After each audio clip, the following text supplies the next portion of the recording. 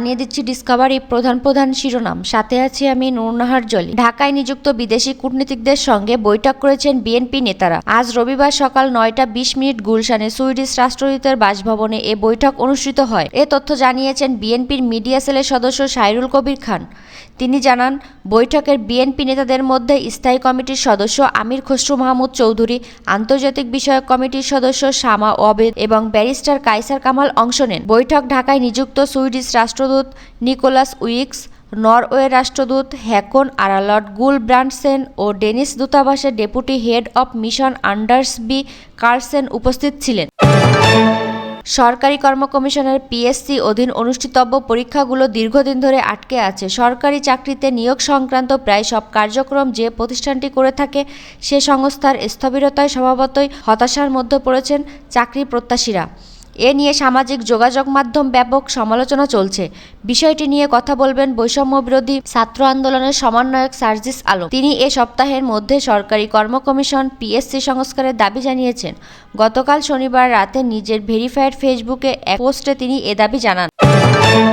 জুলাইয়ের শুরু থেকে শিক্ষকদের প্রত্যয় স্কিম বাতিলের আন্দোলন এবং পরে শিক্ষার্থীদের কোটা আন্দোলন থেকে গণঅভ্যুত্থান, ফলে প্রায় 3 মাস যাবৎ অচলাবস্থায় কাটিয়েছে চট্টগ্রাম বিশ্ববিদ্যালয়। তবে আজ রবিবার 6 অক্টোবর শুরু হয়েছে বিশ্ববিদ্যালয়ের সকল কার্যক্রম। এদিকে প্রায় 8 বছর পর আবাসিক হলগুলোতে বৈধভাবে আসন বরাদ্দের ব্যবস্থা করেছে কর্তৃপক্ষ।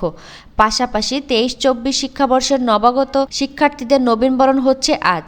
এতে ক্যাম্পাসে এক উৎসবমুখর পরিবেশ সৃষ্টি হয়েছে। আশা করি এ সময়ের ক্ষতি পুষিয়ে দিতে কর্তৃপক্ষ কার্যকরী পদক্ষেপ নেবেন।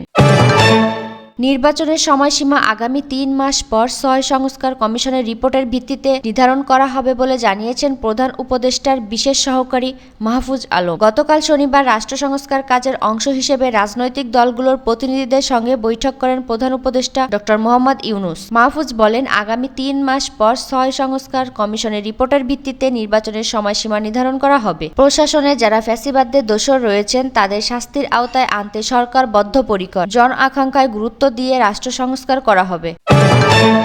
বৈষম্য বিরোধী ছাত্র জনতার আন্দোলন চলাকালে মানবতা বিরোধী অপরাধ ও গণহত্যার ঘটনায় আন্তর্জাতিক অপরাধ ট্রাইব্যুনালে কমপক্ষে 54টি অভিযোগ জমা পড়েছে।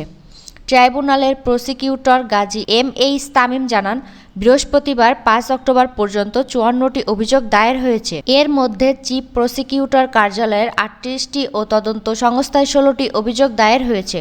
এসব অভিযোগ আনা হয়েছে দেশ ত্যাগ করা সাবেক প্রধানমন্ত্রী শেখ হাসিনা, তার মন্ত্রিপরিষদের সদস্য, তৎকালীন পুলিশ বাহিনীর ঊর্ধ্বতন কর্মকর্তা সহ সংশ্লিষ্ট সদস্য, র্যাবের সাবেক ডিজি, আওয়ামী লীগ, যুবলীগ, ছাত্রলীগ, স্বেচ্ছাসেবক লীগের সংশ্লিষ্ট সদস্য, 14 দলের নেতারা এবং দল হিসেবে আওয়ামী লীগ ও তার অঙ্গ সংগঠন পৃথকভাবে 14 দলের বিরুদ্ধে।